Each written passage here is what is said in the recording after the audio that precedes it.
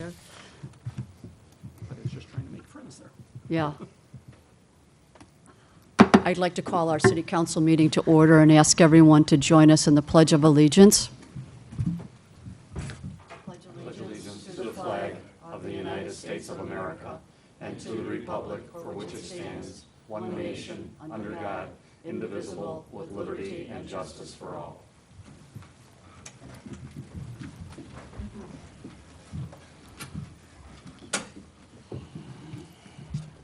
The roll, please. Belkey. Here.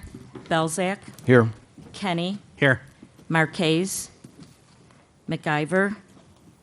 Shower. Here. Seifert. Here. 5 present and 2 absent. We do have a quorum. The next item on the agenda is questions, comments, and announcements of a general nature. We started this policy a while ago to allow residents who don't feel that they can stay for the whole meeting to address any issues at all, not just things on the agenda. But if there's any questions or comments or announcements you'd like to make, please come forward to the microphone. Let's move on then to the approval of the minutes of July 15th. Do I have a motion to approve? Alderman Shower, seconded by Alderman Kenny. Any additions or deletions for the clerk? Then the roll, please. Shower. Aye. Kenny. Aye. Belkey. Aye. Belzak. Aye. Seifert. Aye. 5 ayes, 2 absent. The minutes have been approved. The next item is receiving of communications. I have a bunch, but I'll let you, anyone else go if you want to, if anyone has any communications. I saved them up. A number of them. The first one is from Charlie Sahlstrom, commending the Public Works Department on the brush pickup. I'll leave that for the city clerks for the record. We received another email in July from Dave Bertram on Sawmill Creek. The cleanup after the storm on June 24th. He was sending his kudos to our Public Works Department. Mrs. Carnival sent me an email saying thank you to the Public Works Department again for that great job on the cleanup after our June 25th storm. And Elizabeth Husky emailed Alderman Belzak and myself just to say thank you for solving a rear yard drainage issue that she had and make you have some faith in humanity again. So that was very nice to receive that. We had a nice email. Scott Korn copied me on an email that he sent to Chief Brown. Chief Brown spoke at the Eagles Nest Homeowners Association back at the end of June, and Scott was speaking to Jackie Streed from Irma, and who was at the meeting, who described how impressed the whole group was with our police chief.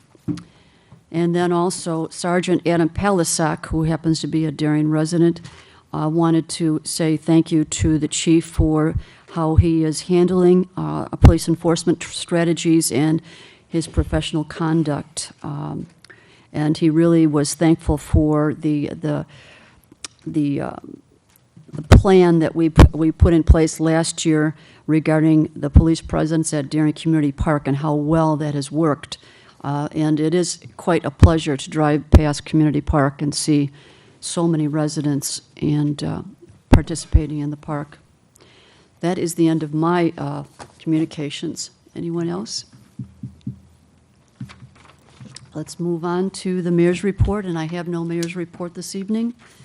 Let's move on to the city clerk's report. And I have no report this evening. Wow, we're just moving right along here. City administrator?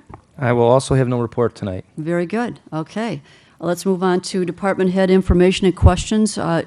Who is going to address us first? Okay.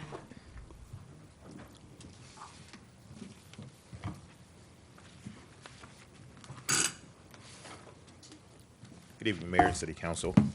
I have a brief statement. Last week, one of the internet newspapers ran an article about some civil litigation in which City of Chicago was named as a defendant, and it made some fairly serious allegations related to myself. During my tenure, the allegations date back to my tenure as a district commander in the Chicago Police Department back to 2005. I immediately met, when I became aware of them, with City Administrator Vanna, and advised him that first and foremost the allegations were all false and had no merit or basis in fact. And I also told him that I had not recalled it. My first move after that was to contact the City of Chicago and ask for any records that they had on it. They referred me to the attorney, so who's handling the case for them. And so I still don't have a particular recollection of the facts related to the case. I recall the employee, but because there is pending litigation, I don't want to get into specific areas of discussion about the content of the litigation. Again, first, I'm not a defendant in the litigation, and the allegations are false, 100% false. I'm embarrassed to even have to stand here and defend such ridiculous, just absolutely false allegations, but I thought in the interest of openness and after discussing with Mr. Vanna, that since it was out in the media that you folks needed to hear from me, as well as the citizens of Darien. I want to assure both the council, the residents, and the business community that these ridiculous allegations will not become a distraction to the management of the department. And what I'm truly hoping is that the residents, the council, and the business community will judge me on my tenure here. It's often said that character displays characteristics, and I think that my tenure here should allow you folks to judge me on what type of individual that I am, despite these ridiculous allegations. We have a lot of work yet to do. We've made some significant strides, and because I will not allow this to become a distraction, we have lots of work yet to do. Some of the progress we've made in 2012 is after the first full year as chief, we realized about $100,000 reduction in overtime. We created an elder services unit to address the needs of the likely 25% of the Darien population that's over the age of 60. We placed one officer on the federal task force. That was the officer that was mentioned earlier. And up to date, he sees slightly over $2.5 million in drug seizure money. And we're eligible as a city for a portion of that money, and we have actually received our first award letter for some of those monies. We collaboratively, in February, we started a collaborative effort with the citizens to reduce burglaries to motor vehicles. And during the first 7 months, we reduced burglaries to motor vehicles by 32%. We recently did some very specific public safety strategies with both Community Park and McDonald's that resulted in resolution to some very specific public safety problems. Certainly, last but not least, we looked at a collaborative meeting with the multi-unit property owners and managers. And what that meeting was designed to do is create some synergy around making sure that the rental market doesn't become a problem in Darien. One of the units we received information that a parolee was to be released with a fairly substantial criminal background, and that included possession of controlled substance, unlawful use of weapons, and attempting to disarm a police officer. And the property manager was completely unaware that this individual was being paroled to their property. So we think we've created a strategy based on that will prevent the rental market property from becoming a problem in the future. Again, thank you very much, and please continue to support me. Yes. And Chief, that the strategy you're doing with the rental property managers, is that also an effort to help them learn how to monitor, shall I say, people who apply for renting their units? Not only to monitor, but to create a collaborative relationship between them, because many of them had never sat in the same room together. And so ultimately what happens is a person will get booted out of one rental unit and then go immediately to the other side of town and try to move into another unit and continue the same negative behavior that got them evicted from that first complex. That's great.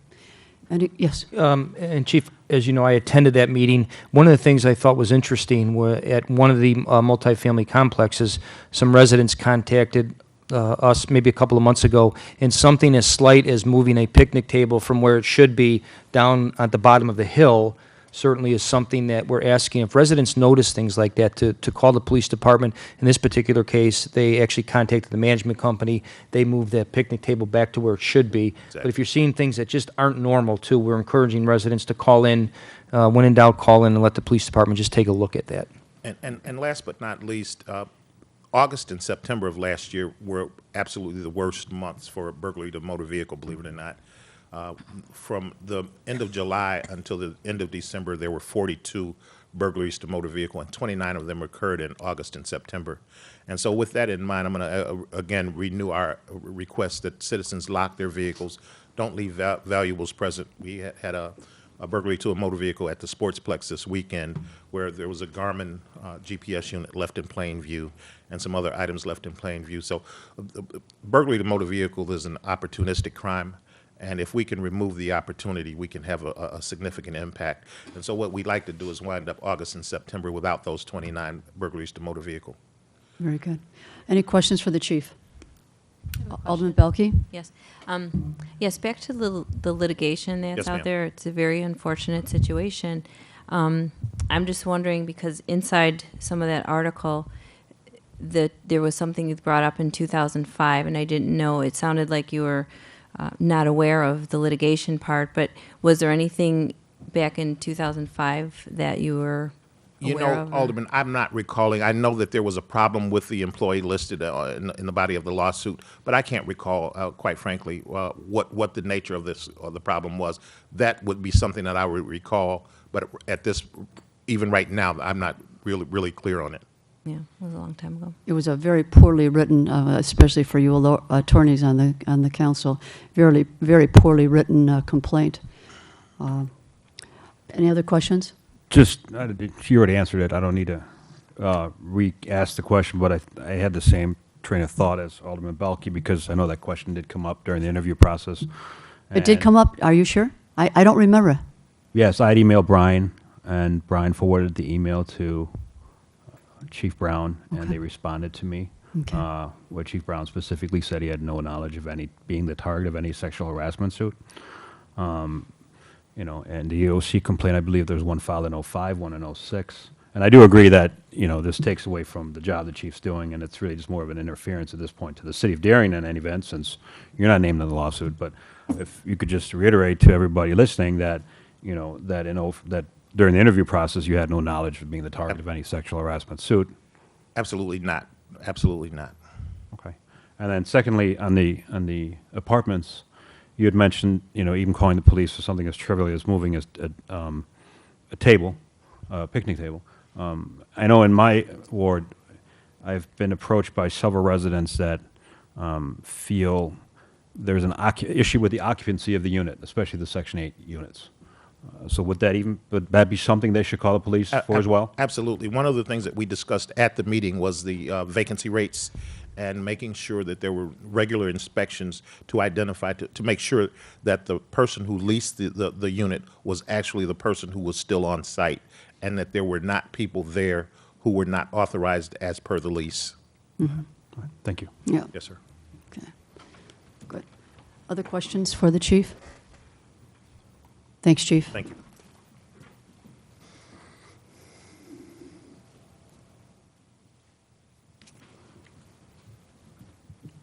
Thank you, Madam Mayor. Good evening, City Council, our viewing residents at home, as well as our patrons here this evening. First of all, I think I'll be very happy for the first time in a year and a half when somebody will not ask me when is construction starting on two major developments in town. Anybody guess who those are? Walmart and Chase. Yes, ironically, both of them are starting this month. Chase is breaking ground August 25th, the week of August 25th. Walmart has started today, or actually last night they had started. So with that, I think that's going to be a great Great accomplishment that we have to look forward to. We'll be working closely with NOAC Construction out of, with Walmart, a very good group. We met with them briefly, very professional. So I don't anticipate any problems there, but there'll be a big makeover for the Walmart site as it turns into a super Walmart. As Chase gets further, once we have the contractor, an ability to meet with the contractor, we'll keep you posted on construction updates, and that'll also be a big change, because don't forget that part of Chase's deal is that they have to reconstruct a lot of curb and gutter around the Heritage Plaza, or in fronting Heritage Plaza, as well as on Plainfield Road. So we'll keep you posted on that. One more thing is we had the post-coach light program, as many as you'll recall. The program was started in 2010. This year, we've reevaluated, and we're calling it the revised 2013 post-coach light program. Unfortunately, the displays that are out here on the side of the building, the electrical and solar, or limited solar LED, are all going to be removed. Those will be put into the surplus and brought up to the committee and city council. And the reason for that is there were so many participants in the program through Home Depot and True Value and one of the other vendors that we had out of town that there's not a need for coach lights in the city of Darien anymore, or very, very limited. So with that said, the Home Depot over here in Darien has reduced their inventory significantly. Basically, they have 2 electric post coach lights. So with a variety of only 2, there's no sense in really putting something up over here. As far as the gas fixtures go, the gas fixtures will remain in the front of the building, and Fireplace and Shop on Route 83 is a supplier and installer. Some of the pricing did go up slightly. With that said, we will also keep on hand the 2 vendors, the electrical contractors who are installers, and will repair existing post-coach lights. So again, we have a revised catalog, and that'll be going out to the city council members this week, as well as we'll put some up in front for the residents and on the cable and direct connect as well. That's all I have for you this evening. Alderman Shower? Yeah, Dan, quick question for you. Phillips 66 took down their signs, obviously, since they're no longer sponsoring. Any idea what's going to be replacing there with those blue tarps and everything, or we have no idea yet? We don't have any idea. What had happened, so everyone understands, is Phillips 66, former Phillips 66, owned by Tenneco, they no longer have a lease with that owner. So what that means is that they have to basically remove all of Phillips 66 signage, which they recently did. Now, this supposedly happened almost 6-7 months ago, and we followed up with Tenneco as well to find out what was going on, especially with the condition of the store. One of the things that we have been speaking to the owner with is the painting, for example, how the painting is chipping around the building. 2 canopies were repainted already. They're in the process of trying to secure another lease with a major company. There's no discussion with who, if anybody, has been signed on yet, or if that parent company is willing to take them on. Who they buy their gas from? In the independents. Oh. Alderman Kenny? Dan, do you know, this question is probably coming from Mrs. Kenny, not Mr. Kenny. The Super Walmart, from the time they break ground, what time can we expect it to open up? You know, I don't have that exact date. I know it's going to be next year sometime. Spring is probably the best time I can give you. I know they were still working out the final details on that schedule just due to some logistics they need to complete. And do we have a timeline for Chase? Chase will be March. Probably, I should probably just say they'll both be spring the way it happened with the construction starting, so Okay. maybe they'll both finish up at the same time. That's all I got. Any other questions for Dan?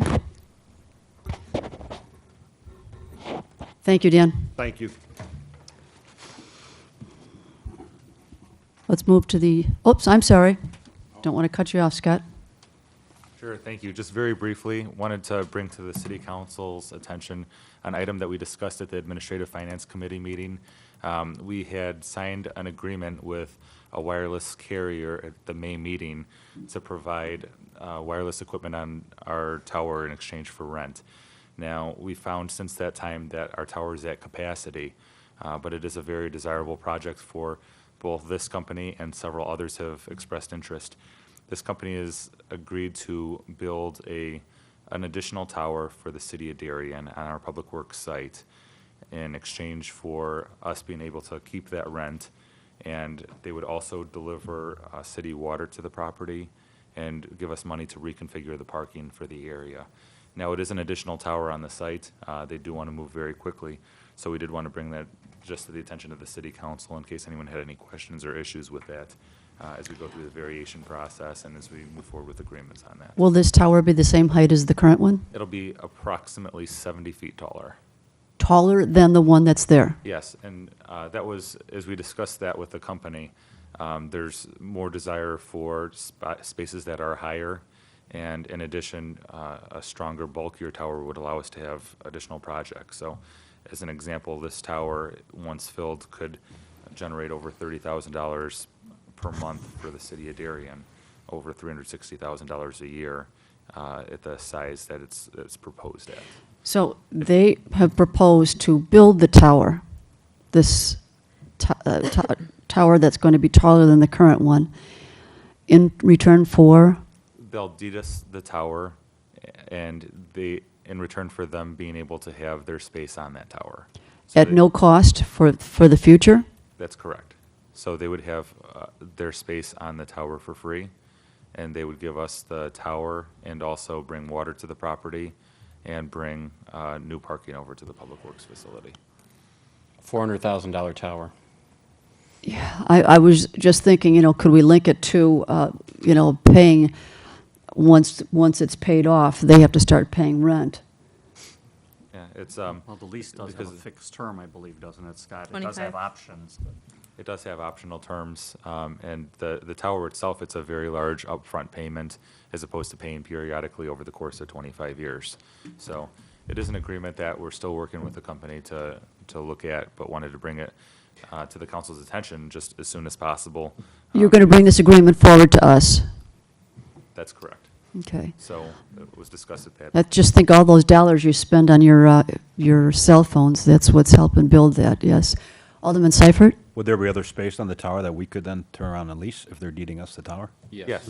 Yes. That's where the revenue. It sounds like, yeah, Eight spots. Seven Yeah, left, right? One stairs.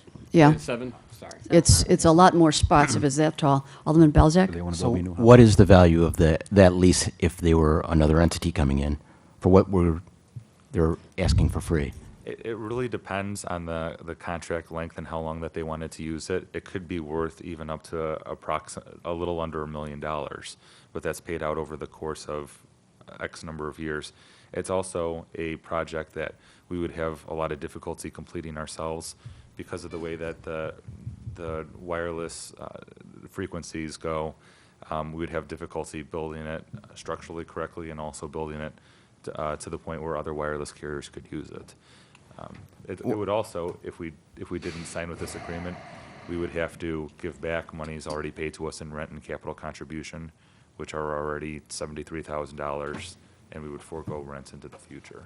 Well, I guess maybe I didn't make my question clear. What would be the value of another entity coming in, taking the exact same amount of spaces that they're going to keep?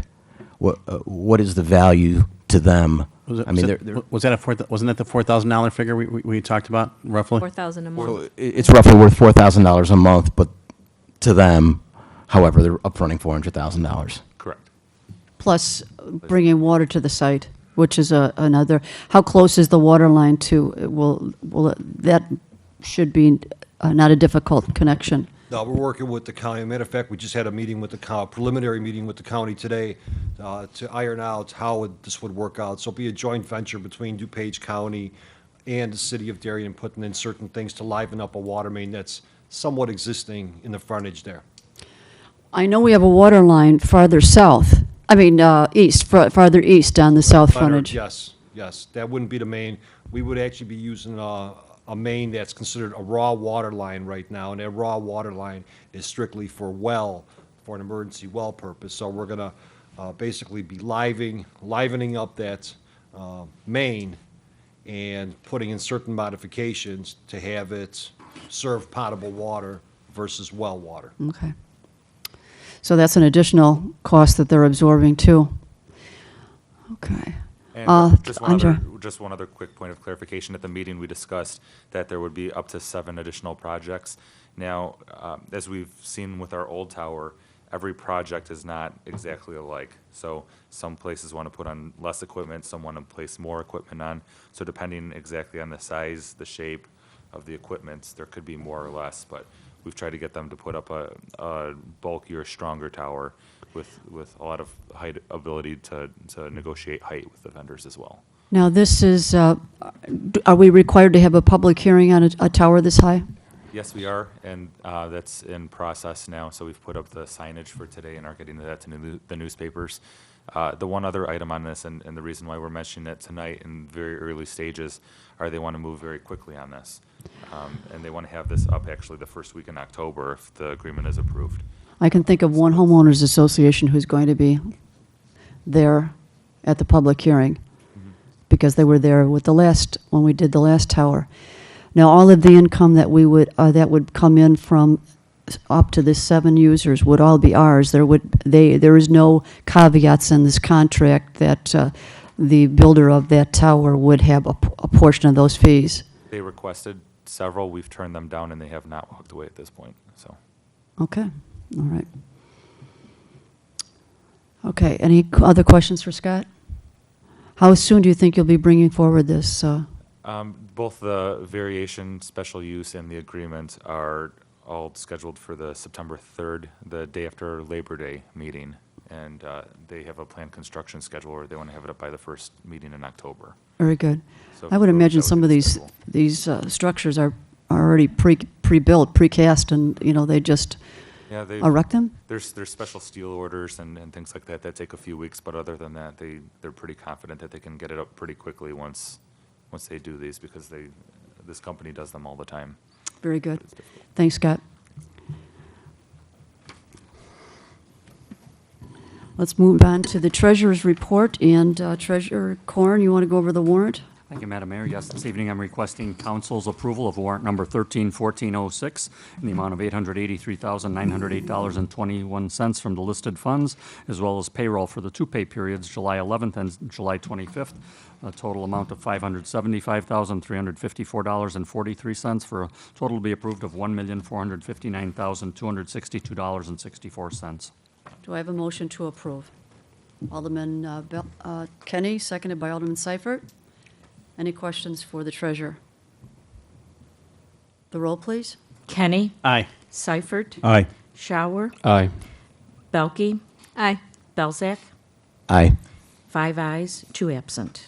Do you want to go over the monthly report? Thank you. The monthly report for the month ended June 30th reflects general fund year-to-date revenue of $2,622,844, expenditures of $2,398,179 for a fund balance of $2,291,038. Water fund year-to-date revenue $816,035, expenditures $512,855 for current balance of $1,265,227. Motor fuel tax fund year-to-date revenue $94,612, expenditures of $58,908, current balance of $356,954. Water depreciation fund year-to-date revenue of $1,234, no expenditures for a current balance of $764,253. Capital improvement fund year-to-date revenue of $3,007,474, expenditures of $1,268,654 for a current balance of $5,637,980. And the capital projects debt service fund, year-to-date revenue of $244,009, expenditures of $86,838 for a current balance of $165,031. Does anybody have any questions for the treasurer on the report? It's early in the year. And you wanted to go over the police pension meeting. Yeah, I did want to review with the council We did have a meeting of the Police Pension Fund on July 31st, last Wednesday. We had both fund advisors, who each manage about 50% of our funds, attend the meeting to give us our second quarter performance for the period from April 1st through June 30th. Unfortunately, both of them did end up losing money for that period. It was less than 1%. One manager was about a loss of 75 basis points. The other was a loss of about 90 basis points, which largely was attributable to most of the police pension fund. The majority up to this point has been invested in fixed income securities. As everyone's aware, based on, if you follow the news at all, fixed income and interest rates jumped quite significantly during May and June, which caused the value of the investments to decrease. It doesn't mean it's a permanent decrease. A lot of the investments some are in CDs that will be maturing later in the year, so we hope to recoup some of that.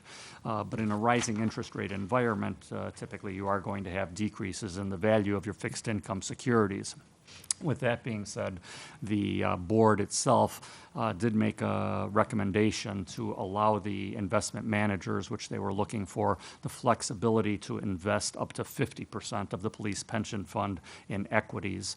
The state currently allows up to 65%. The old allowed amount was 45%, so it would be an increase of up to 5% if the investment managers felt it was appropriate during the course of the coming months to increase that allocation. One thing that's a little strange, I don't really need to get into a lot of the details, but police pension funds, when they invest in mutual funds, a mutual fund is automatically considered an equity, even though it may be a 100% bond mutual fund, which tends to even load the investments in your fund more fixed income, which makes it more volatile in rising interest rate environments. So hopefully by increasing the equity allocation, it'll allow them to take advantage of some opportunities that are there for a little higher return. The good news is year-to-date through the first 6 months, the fund is still up over 3% for the year. So. Yeah. I remember you reporting on a couple of occasions already that we've had some pretty nice returns in previous months. Yeah, I hate to give any back, but yeah, the nature of the markets. That's for sure. Any questions for the treasurer on that? Let's move on to standing committee reports. Alderman Schauer.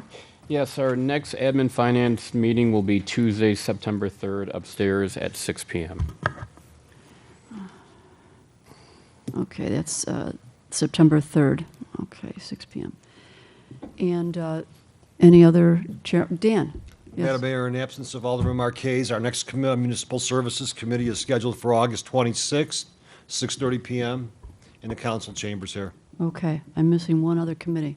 Police and- Committee, Yeah, August 19th at 6 p.m. very good, thank you. Let's move to questions, comments, agenda related, and if there's anyone in the audience that would like to speak to the item, any item on the agenda, please do. I'm sure you can guess what I'm here to speak about. I think I can. And much like one of our absent aldermen, I never pass up an opportunity to get on a microphone. So, first off, I want to thank the city, regardless of what happens tonight on the vote to approve the lease for the VFW and the Heritage Center. I want to thank the city for at least offering and the opportunity for us to bring more back to the community. I know there's several concerns about us being in that location. Thankfully, none of them are what I overly consider major concerns. We're not an organization that could bring ill repute to a center there. In fact, having a veterans organization in that space would allow an increased traffic to that location, whether it be our members or people that we serve coming to that area. Certainly some of them are going to be hungry. Some of them might have laundry to do. Some of them might want to pick up a roast to take home to their family for dinner. So we hope that that increased foot traffic brings additional businesses to or additional business to those businesses that are already there. I don't have any prepared comments tonight like I normally would because I wanted to speak from the heart on this. As I represent the 140 members of our post who are eager to continue to bring the same level of service and commitment that we have for 28 years to the city of Darien, to the veterans, and to the community members as well. I understand the concern that we are not paying any rent and that there could be some additional recoup costs if somebody else is coming in there, or the precedent that might be set by having a nonprofit given this opportunity rent-free from the city. And I guess my only comment to that, or my only retort to that would be that having an organization like us who's provided 28 years of service to the community and thousands upon thousands of dollars every year in scholarships to local school children, having us in there allows us the best opportunity we can to continue to do that. And if any other nonprofit in the city or any other startup nonprofit, if the Elks Club or the Knights of Columbus came in and said, well, you gave it to them and we'd like to start a place and have it as well, as a resident of this city, as a taxpayer, if I could remove the hat for a minute and speak from that side, I would say that if that organization has given 28 years of service, time, money, and effort the way that we have, I would fully support them coming into that area as well. Pending any questions that you have, again, I want to express our appreciation on behalf of all of our members for at least allowing us the opportunity to stand here and have this issue on the agenda tonight. Thanks, Matt. Thank you.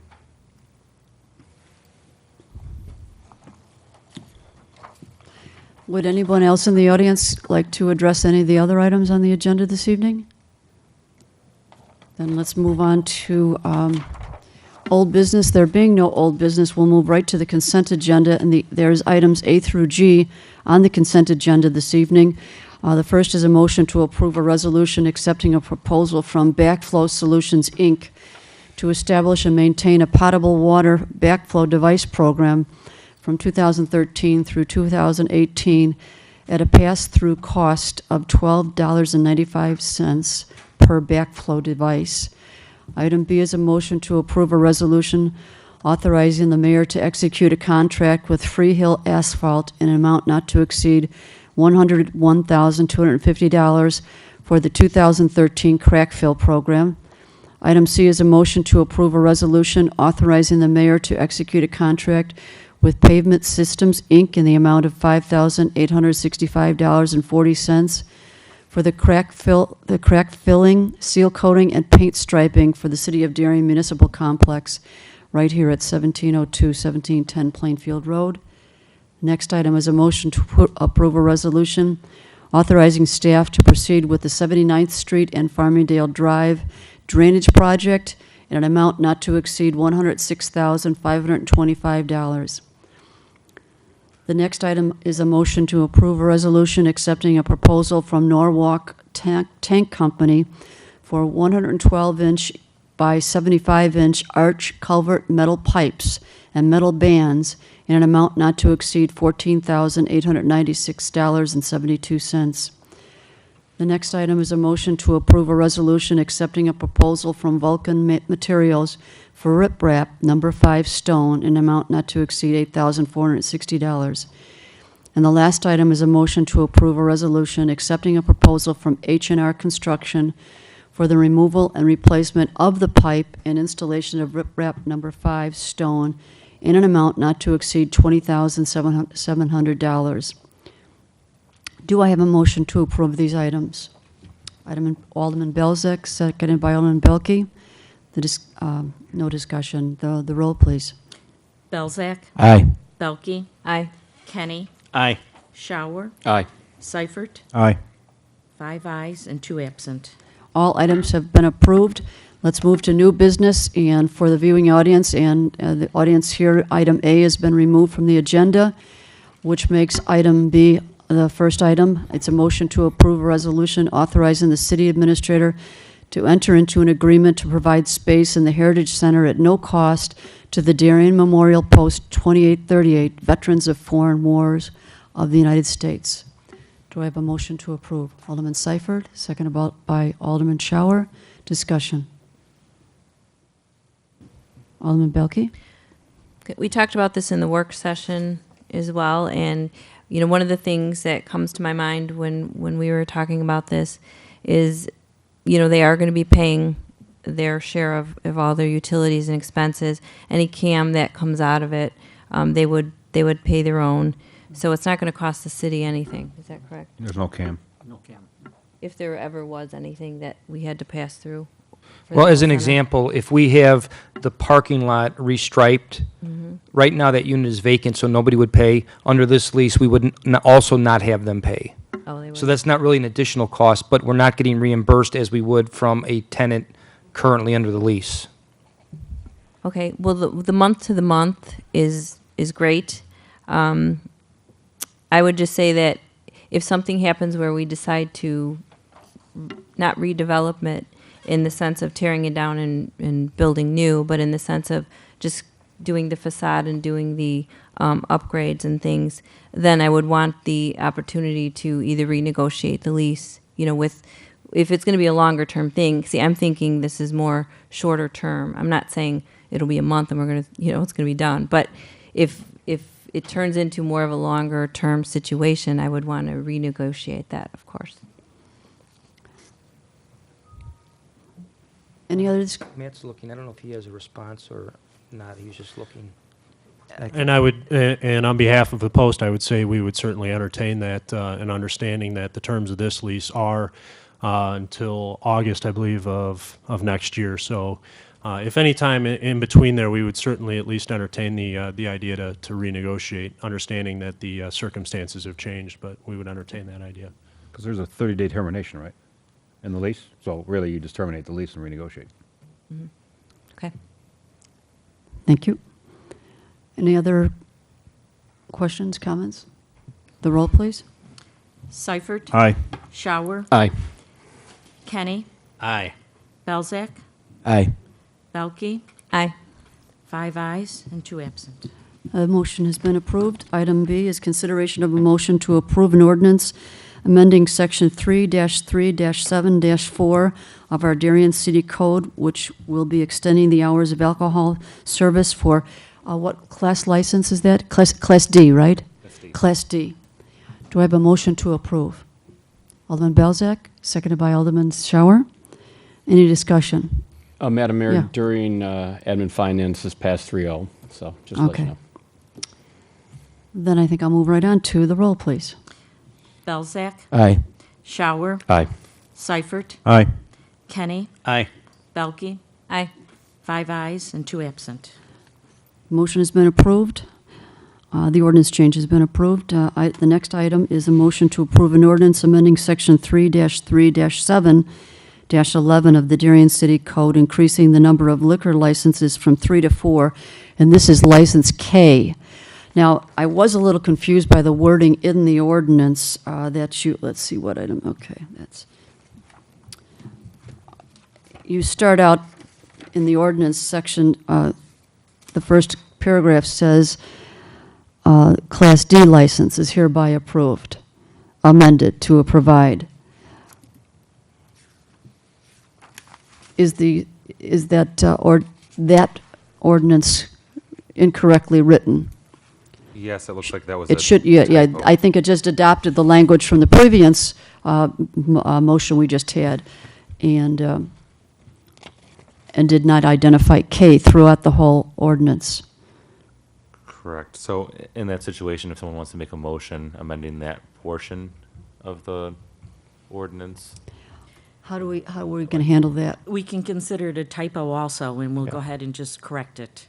I can make a note on there and I'll initial it that it is K. Very good. Yes, because you do cite the correct portion of the city code. You start out there, you just left in Class D license. Okay. So Class K license, this affects, well, in the memo, it shows what locations it affects. Bona Beef, Hokai, Red Bull, and Cafe Smilja wants to be included too. Old Vilnius has this. Any other discussion on this item? Again, during admin finance, this was 3-0. Very good, thank you. The roll, please. We need a motion. Oh, I'm sorry, I thought I did. Okay, Alderman Seifert, seconded by Alderman Belkey. The roll, please. Seifert. Aye. Belkey, excuse me. Aye. Shower. Aye. Belzak. Aye. Kenny? Aye. 5 ayes and 2 absent. The ordinance has been approved. The next item is a motion to approve a resolution approving an agreement with N. Battistich Architects for the Phase 2 evaluation of the Heritage Plaza, including survey services and preliminary design drawings in an amount not to exceed $9,600. Do I have a motion to approve? Alderman Seifert, seconded by Alderman Shower. Discussion? I'm sorry, this also passed 3-0 in the Municipal Services Committee meeting. Cool. Alderman Kenny?